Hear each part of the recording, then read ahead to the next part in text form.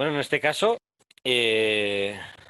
me voy a tener que presentar yo a mí mismo, que queda muy feo, pero es lo que tiene montar una jornada eh, online y desde casita, pero tiene una parte muy positiva y es que, a mi parecer, nos permite interactuar a gente de todo el mundo con con un gasto cero. Esto creo que lo vamos a aprender del confinamiento y de la pandemia COVID, pero creo que es un formato que se va a quedar. Ya veremos si el tiempo nos da la razón o no, pero en todo caso eh, es un formato muy interesante que de cara a futuro igual podemos explorar en futuros congresos. Bueno,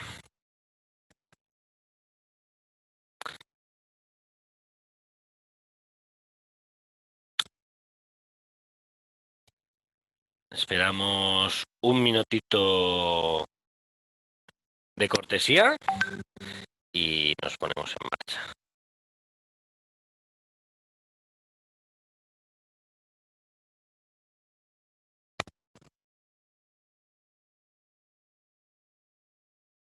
Bueno, son las 6, si os parece, empezamos. ¿Se me oye bien? Antes por la mañana hemos tenido problemas de audio. Espero que me oigáis bien. Si no, pues me lo decís. ¿Vale? Vale. Empezamos pues. Yo os vengo a hablar hoy de cómo abordar el dolor neuropático, ¿vale? Como una entidad propia. Eh, el dolor neuropático de por sí, ya os lo adelantaba antes, es una entidad dolorosa de difícil abordaje, y lo que intentaré hoy es simplemente poner un poquito de luz y aclarar algunos conceptos muy básicos para que, sobre todo, yo creo que la intención que tengo hoy es de que los que nos escuchéis por lo menos sepáis qué es lo que no debemos hacer con pacientes con dolor neuropático, que son, como decía, muy diferentes a los pacientes habituales, ¿vale? Entonces, hoy hablamos de qué tipo de dolor es el neuropático, cómo lo evaluamos, qué es el sistema somatosensorial, qué es el dolor neuropático en sí como entidad y, sobre todo, lo más importante, que es lo que entiendo que le interesa a más gente, que es cómo lo tratamos, ¿vale? Pero para entender el tratamiento debemos pasar primero por los pasos previos para entender bien cómo se gestiona este dolor neuropático. Bien, el dolor neuropático tiene una característica principal que es la durabilidad en el tiempo de los factores desencadenantes y de percepción de este dolor. Un dolor en condiciones normales tiende a desaparecer de forma progresiva con el paso de los días, de las semanas, normalmente en paralelo a la desaparición del efecto inflamatorio o isquémico, que vendría a ser el tipo de dolor más habitual. En cambio, el dolor neuropático tiene esta característica que hace que nos acompañe durante más tiempo, ¿vale? Entonces, a ver que no me pasa la diapo.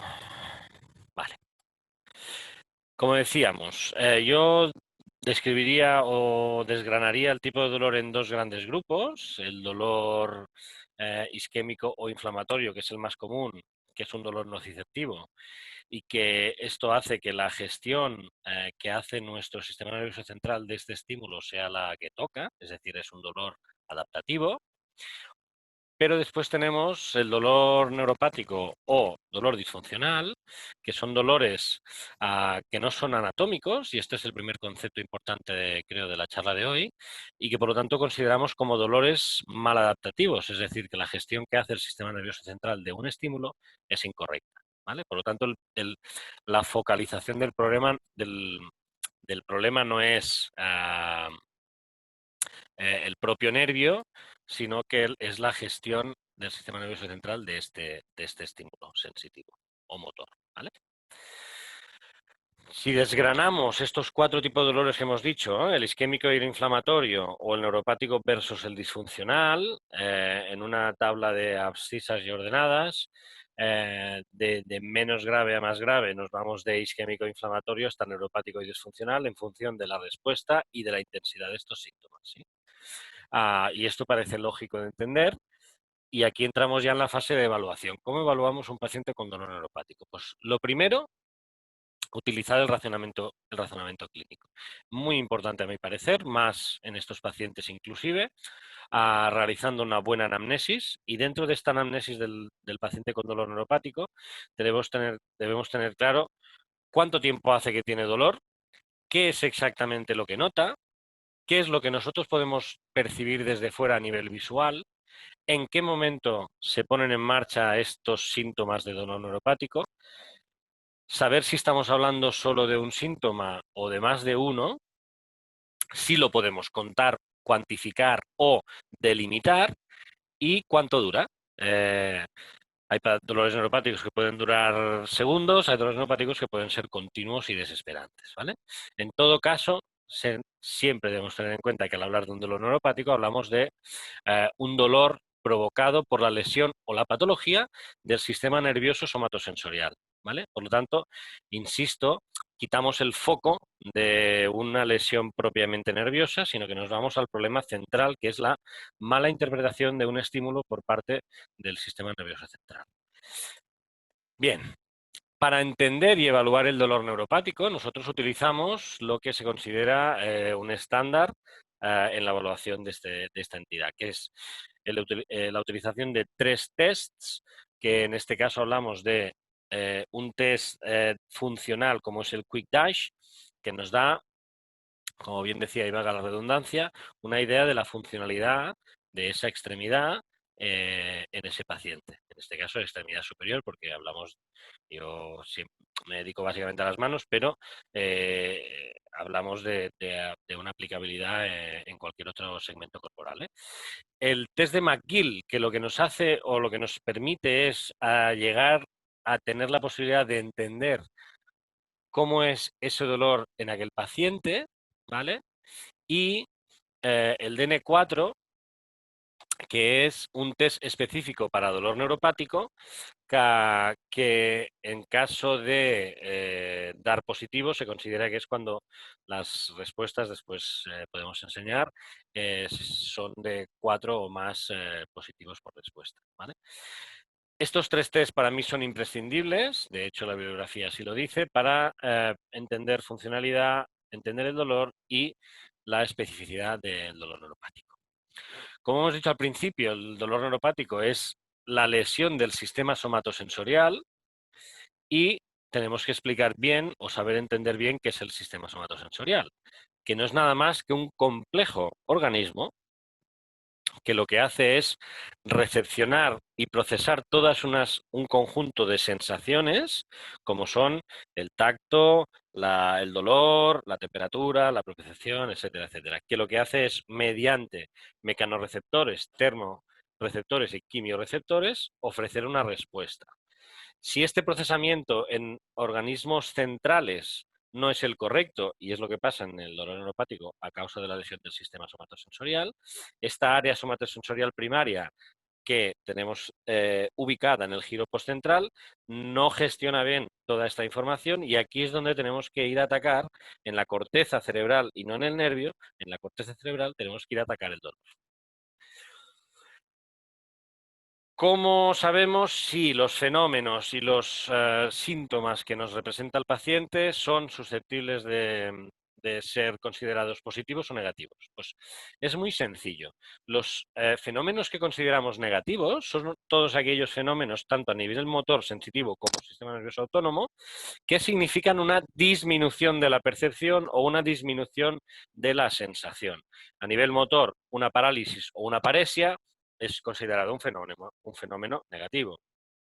A nivel sensitivo, todo lo que sea el déficit de sensibilidad, hipoestesias, hipoalgesias, anestesias, etcétera, son considerados fenómenos negativos.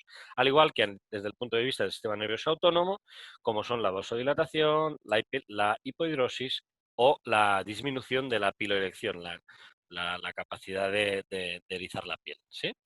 En cambio, son considerados, aunque pueda parecer a primer golpe de vista extraño, son considerados fenómenos positivos todos aquellos que producen todo lo contrario, que es, aunque sea de forma exagerada, un aumento de la función de este sistema motor sensitivo autónomo. Por ejemplo, a nivel motor, las distonías o las fasciculaciones de un primer interóseo se consideran positivas por encima de un primer interés, por ejemplo, paralítico.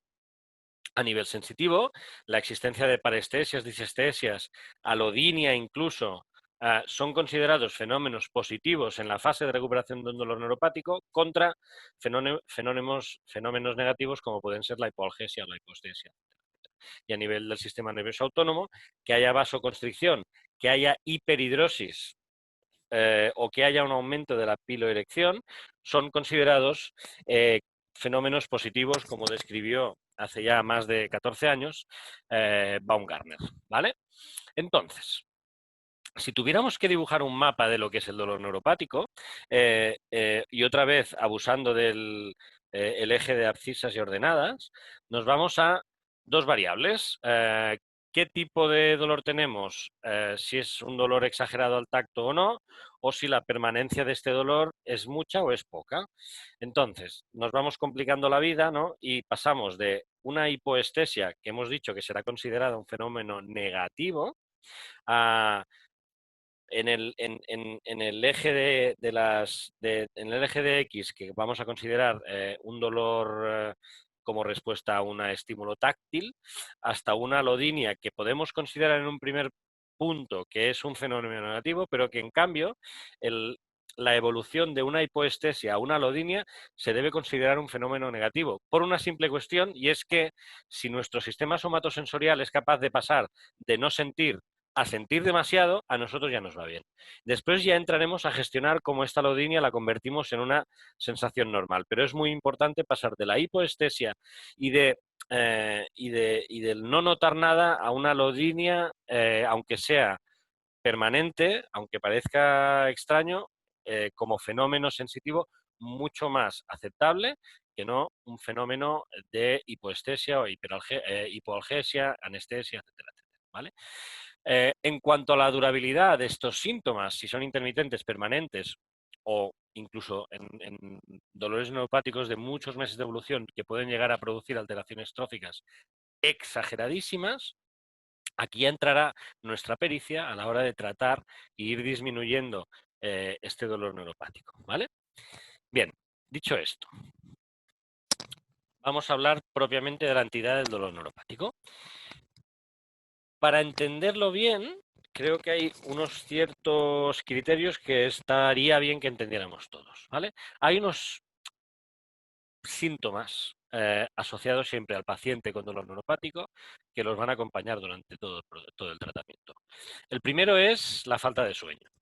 La falta de sueño va a hacer que el paciente esté somnoliento durante el día porque el dolor no les permite dormir y esto tiene unas consecuencias a lo largo del periodo de vigilia.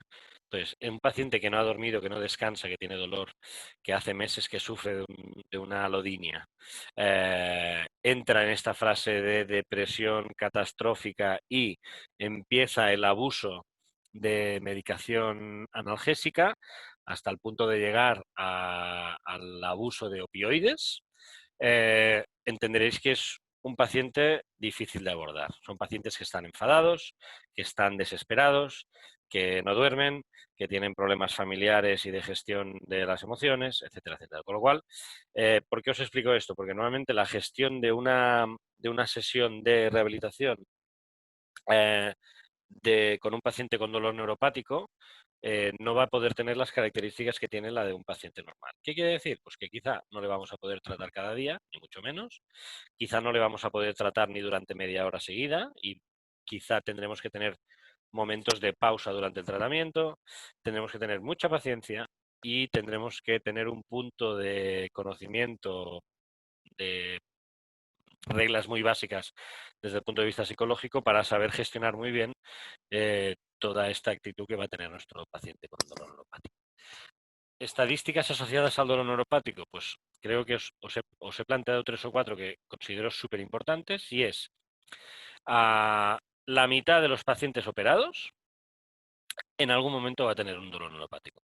Y un dolor neuropático puede ser aquel que en un paciente que han operado de una fractura distal de radio o de una fractura de una primera falange de un dedo trifalángico, tiene una parestesia durante 2 meses. Esto puede ser y probablemente será un dolor neuropático, porque habrá habido una lesión en una rama sensitiva pequeñita que hace que la gestión posterior del estímulo en esta zona de inervación no sea la correcta. Otro dato importante, casi un tercio de los pacientes con dolor neuropático en algún momento van a padecer alodinia y solo un 33%.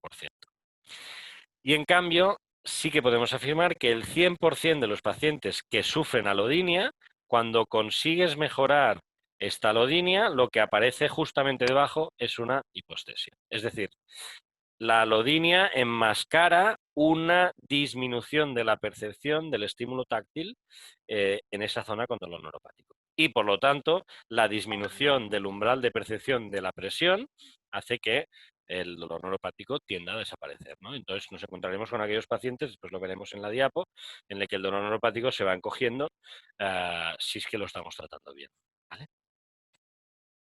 Y llegamos al último punto. ¿Cómo tratamos el dolor neuropático? Bien, pues el dolor neuropático se trata diferente en función de cuál es la clínica que presenta nuestro paciente. Si el problema que tenemos es una hipoestesia o una hipoestesia subyacente a una alodinia, lo que tenemos que luchar es por la reeducación de esta hipoestesia, y esto después desgranaremos cómo se hace, pero tenemos muchas técnicas. Si el paciente que tenemos delante con un dolor neuropático presenta alodinia, la pauta de tratamiento que se propone es la contraestimulación tanto táctil como vibratoria, y aquí entra un poco Perfetti, que antes hablaba Mireia, con el trabajo con texturas, con diapasones, etcétera, etcétera. Si el dolor neuropático se manifiesta en forma de hormigueo, disestesias, sensaciones extrañas, trabajaremos mediante desensibilización táctil. Y si el dolor es quemante, y esto no es muy frecuente, pero sí que os vais a encontrar probablemente algún día con un dolor neuropático que quema, como si tuvieran el dedo en un fogón, aunque os parezca extraño, el tratamiento es mediante crioterapia. O sea, es muy simple, pero es realmente el tratamiento, ¿vale?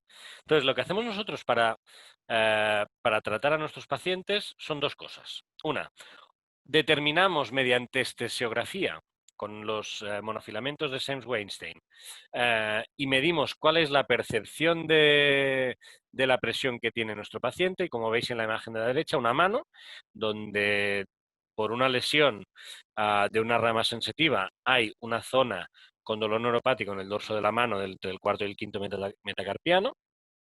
Con el monofilamento que veis en la izquierda, realizamos una medición de la percepción de presión y vemos si la percepción es correcta o no es correcta. Podemos comparar con la extremidad contralateral, pero después os explicaré unos pequeños ítems que ahora vienen en la diapo siguiente, ¿vale?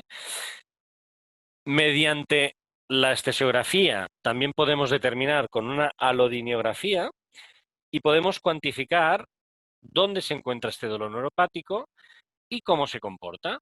En la imagen tenéis una mano con un dolor neuropático secundario a una lesión del nervio radial que cursa con dolor neuropático en radial, cubital y mediano. Y el cubital y el mediano no están lesionados, ¿vale?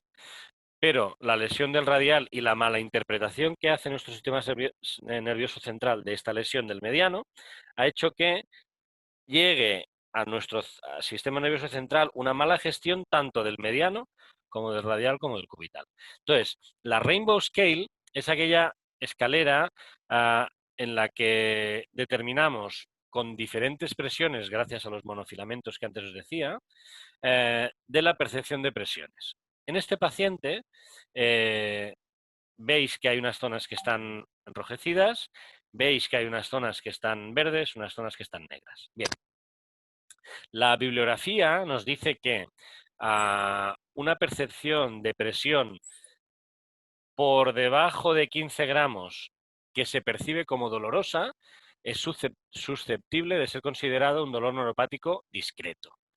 Si esta percepción del dolor está por debajo de los 3,6 gramos y hasta aproximadamente 1 gramo de presión y se percibe como una sensación dolorosa, podemos hablar de un dolor neuropático intermedio.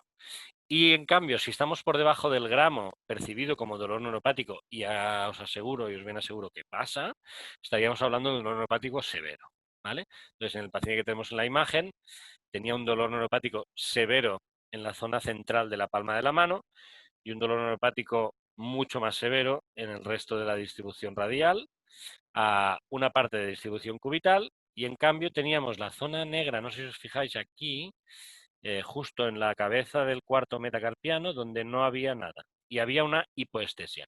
Esta zona hipoestésica es la clave de todo el tratamiento. A partir de aquí vamos a conseguir que una zona que en teoría debería ser hiperestésica, alodínica, porque alrededor suyo asista la sensibilidad, en cambio tenemos una zona hipoestésica que diríamos que ya ha superado la fase hiperalgésica y ya va en camino, es muy atrevido decirlo, pero va en camino de normalizarse, ¿sí? Con lo cual, nuestro abordaje, después explicaremos un poquito más, se va a centrar quizá aquí y solo aquí, de manera que aquí vamos a conseguir expandir esta zona que cada vez va a ser más grande hasta que vayamos normalizando la percepción de de la sensibilidad en toda la mano. Pero nunca trabajaremos en zonas alodínicas, sí en zonas hipoestésicas. Bien, aquí va un concepto relacionado con lo que antes hablaba Mireia, y es que en pacientes con dolor neuropático nunca, nunca, nunca, nunca, y por si acaso lo vuelvo a decir, nunca trabajaremos con dolor. Aquí en la pantalla he puesto una frase que es simpática. Es innecesario trabajar con dolor, pero la palabra debería ser es prohibido, ¿vale? Nunca trabajaremos con dolor en pacientes con neuropáticos, ¿vale? Os recomiendo, para entender el tratamiento del dolor neuropático, dos libros. Los dos escritos o participados por Claude Spischer, que es el mayor experto, a mi entender, mundial de la reeducación del dolor neuropático. Son dos libros que os van a poder orientar mucho en entender cómo se distribuyen los mapas de dolor y cómo la interpretación a través de los territorios cutáneos del cuerpo se puede gestionar un dolor neuropático. Eh, para que os hagáis una idea, este libro está basado en la experiencia de miles de pacientes de Cloud, que es un fisio suizo, eh, miles de pacientes, y a través de esta experiencia en miles de pacientes él ha descrito unos mapas de territorios cutáneos que escapan un poco a los mapas o distribuciones de los dermatomas habituales que encontráis en la bibliografía médica, ¿no? En la anatomía de toda la vida. Porque el dolor neuropático se comporta diferente, muy diferente a lo que podemos esperar. Y si no, aquí podéis ver, insisto que era un dolor neuropático secundario a una lesión del nervio radial en una reinserción de un bíceps braquial que el cirujano se llevó por delante. Y en cambio tenemos una afectación del mediano y del cubital.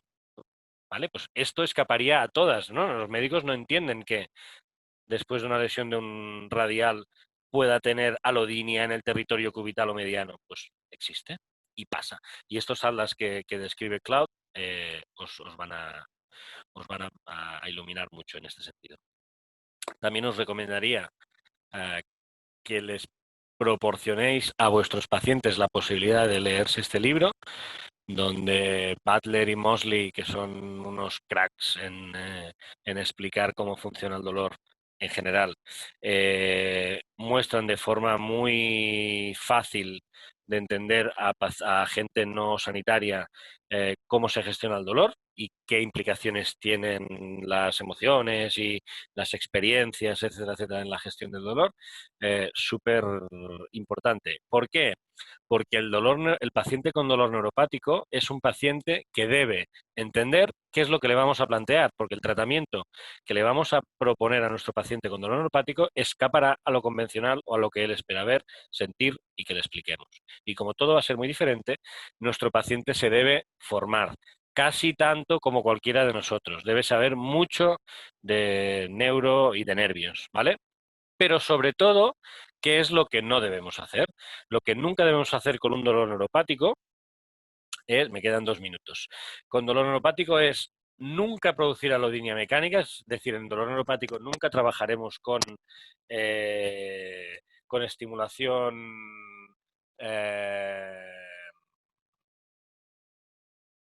no me sale el nombre, neuromeningia, movilizaciones neuromeningias, nunca, porque la alodinia puede ser mecánica, es decir, el momento en el que tensionamos un nervio y la gestión que hace el sistema nervioso central de este sea equivocada y reproduciremos patrones de mala gestión del estímulo. Nunca debemos generar estímulos hiperalgésicos, nunca debemos centrar en el clonus, las distonías, ¿no? El descontrol muscular. Nunca debemos trabajar sobre el territorio neural afectado. Este es un tema muy importante. Es decir, si mi dolor neuropático está centrado aquí, yo nunca debo estimular la fibra sensitiva aquí, sino que me tengo que ir a un segmento previo, proximal. Y nosotros lo que utilizamos es muchos de los aparatajes que se utilizan en Perfetti también, como son la discriminación de 2 puntos, el estímulo con presiones, el estímulo con texturas, las vibraciones. Está descrita en la bibliografía que las vibraciones de 400 hercios aprox para arriba ayudan en la reeducación del estímulo.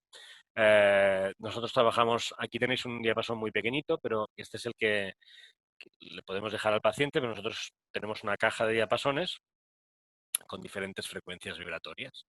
Entonces, como más estímulo vibratorio, más vibración, perdón, a 800 hercios la percepción es muy baja, a menos vibración, a menos frecuencia de vibración, más percepción de esta, ¿vale? Y finalmente, relacionado con Mosley Butler, el trabajo mediante Graded Motor Imagery, que está descrita en la bibliografía como utilidad en pacientes con síndrome de dolor regional complejo, con sus 3 fases, que no voy a entrar a describir, pero que todos más o menos conocéis, donde aquí también entra un poco lo que ha explicado antes Mireia de Perfetti, con el trabajo de imagen sensitiva, imagen motora, imagen cinestésica, en base a un entrenamiento de discriminación interhemisférica y el trabajo final con la terapia con espejos. ¿Vale? Esto no voy a entrar a explicarlo porque nos podríamos tirar otra media hora y no. En resumen, y acabo, no estimularemos nunca la rama sensitiva ya hiperalgésica, nos iremos a un segmento más proximal, nunca promoveremos el clonus, las distonías. El tratamiento debe ser ultra personalizado, si ya de por sí en los pacientes normales es personalizado, en los pacientes con dolor neuropático todavía más. Debemos educar al paciente, el paciente debe salir de la consulta experto casi en neurología, ¿sí? Debemos utilizar las contraestimulaciones tanto táctiles como vibratorias. Debemos utilizar y leer, si no lo habéis hecho nunca, la Graded Motor Imagery y la neuroestimulación proximal como tratamientos base de un dolor neuropático. Muy bien, espero haber sido más o menos claro, espero que os haya resuelto alguna duda o os haya aportado alguna información que no tuvierais y nada, muchas gracias por acompañarnos. Y ahora, si tenéis dudas, nos quedan casi 7 minutos para que podamos charlar un poquito.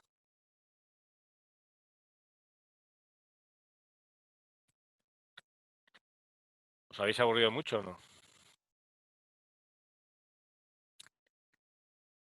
A ver, Dani Muñoz, ¿existe un tiempo límite después del cual ya no se consiguen avances en el tratamiento de dolor neuropático? A ver, Dani, es feo de decir porque realmente antes también lo hemos hablado con Mireia, ¿no? Yo creo que rendirse a veces es difícil, pero también hay que ser realistas y hay que saberle explicar a nuestro paciente que pasados probablemente 6, 8, 10 meses y no haber encontrado una solución a un dolor neuropático, la plasticidad cerebral no nos va a permitir avanzar mucho. Sí que podremos encontrar pequeños avances, pero realmente cada día que pasa nos encontramos un poquito más lejos de dar con la tecla, ¿no?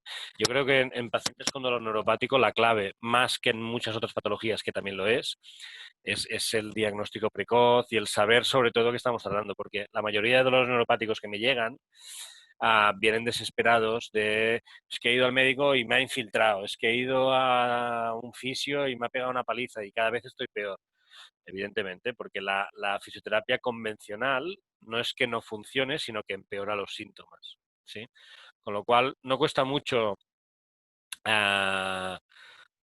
hacer un tratamiento conservador ante la duda de que sea un dolor neuropático. No cuesta mucho pasar 3 tests, McGill, DN4 y un Quick Dash. Estamos hablando de extremidad superior. El Quick Dash ya sabéis que nos da entre comillas, un grado de disfuncionalidad. El DN4 nos da por encima de 4 puntos de positivos la presencia de un dolor neuropático, y el McGill normalmente se considera de 40 y 50 puntos. A partir de esta puntuación se considera que estamos hablando de un dolor sino neuropático muy disfuncional, ¿vale?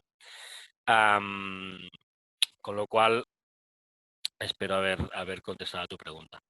Gema, ¿a qué te refieres con la neuroestimulación proximal? Bueno, hay muchos sistemas de neuroestimulación. Hay muchos. Neuroestimulación superficial. Algunos de aquí conoceréis el Leak Signal, ¿no? El NEAS y todo esto. Pero existen muchas otras técnicas de neuroestimulación. Puede ser incluso la EPI. Yo no utilizo la fisioterapia invasiva, pero hay muchos fisios que lo hacen. El tema no es tanto qué tipo de neuroestimulación, sino que la neuroestimulación que utilices sea siempre proximal a la zona hiperalgésica o hipoestésica. Es decir, si tu dolor neuropático está en la muñeca, nunca vas a trabajar de muñeca hasta la punta del dedo. Vas a trabajar siempre de muñeca hacia abajo, ¿sí? Y siempre aproximándote poco a poco al nervio, ahí a la zona de dolor neuropático, ¿vale? Sabrina, en el caso del problema que presentaste, ¿solo trabajas en la zona hipoestésica o también trabajas en la zona proximal de la rama periférica sana? Y en este caso, solo del nervio radial que tenía lesión estructural. Pues casi que te contestas tú sola. Trabajamos en la zona hipoestésica, ¿vale? Con contraestimulación. Trabajamos en la zona proximal de la rama periférica sensitiva sana. Y también trabajamos en las otras ramas afectadas, porque, insisto, como no estamos hablando de una lesión pura de un nervio periférico, sino que hablamos que la lesión es central y de la gestión que hace de un estímulo de por sí normal, tendremos que ir a tratar los 3 nervios afectados. En este caso teníamos que tratar cubital, radial y mediano, ¿sí? Con todas sus expansiones y en todos los dermatomas, pero siempre a nivel proximal, ¿vale? Los abordamos todos, todos. Ok, de nada, mujer, para eso estamos. Nos quedan 2 minutos y medio. No sé si alguien más tiene alguna duda, pero esto del dolor neuropático nos daría para estar hablando toda una tarde, o todo un día entero, porque la gestión es muy difícil. Insisto, si podemos sacar una conclusión todos de esto, me gustaría que fuera que no nos cuesta nada pasar 3 test que los podemos encontrar en internet y están validados y traducidos. No nos cuesta nada pasarlos y asegurarnos, como mínimo, de tener la sospecha de si estamos tratando un neuropático o no. Si tenemos la más mínima sospecha de que el paciente que tenemos delante es un paciente con dolor neuropático, la gestión va a cambiar.